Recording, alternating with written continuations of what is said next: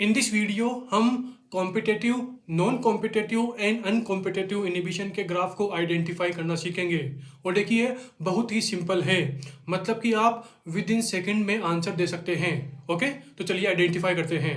तो आपको अभी जो ग्राफ दिखाई दे रहा है ना, तो आप जब इस ग्राफ को थोड़ा फोकस करके देखेंगे तो आपको पता लगेगा कि सर इस ग्राफ के अंदर मुझे टू लाइंस दिखाई दे रही है और वह दोनों लाइंस आपस में क्रॉस कर रही हैं। और देखिए क्रॉस को क्या लिखेंगे, CR और डबल S। और कॉम्पिटेटिव इनिबिशन उसका भी फर्स्ट वर्ड क्या है, C है। मतलब कि कॉम्पिटेटिव इनिबिशन के ग्राफ के अंदर आपको क्या मिलेगा, क्रॉस मिलेगा। यानी कि this is the graph of competitive inhibition. And अब हम आते हैं सेकंड ग्राफ पर।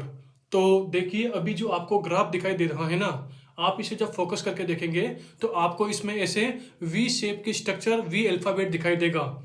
मतलब कि टू लाइंस हैं और उन टू लाइंस का वन एंड आपस में जुड़ा हुआ है और जो अनदर एंड है वो अलग अलग है।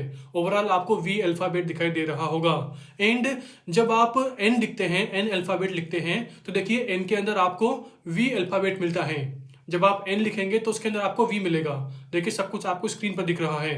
तो ओवरऑल आप यूं बोलेंगे कि सर जो नॉन कॉम्पिटिटिव इनिबिशन का ग्राफ है उसके अंदर आपको क्या मिलेगा, उसके अंदर आपको वी अल्फाबेट मिलेगा। Okay, overall this is the graph of non competitive inhibition.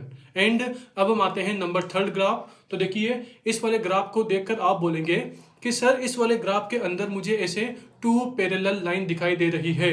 And अगर मैं आपसे बोलूं कि आपको यू अल्फाबेट ड्रॉ करना है टू पैरेलल लाइन से, तो आप क्या करेंगे, सबसे पहले ऐसे टू पैरेलल लाइन खींचेंगे, देन उसके बाद इनका जो लोअर एंड है उसे ऐसे मिला देंगे।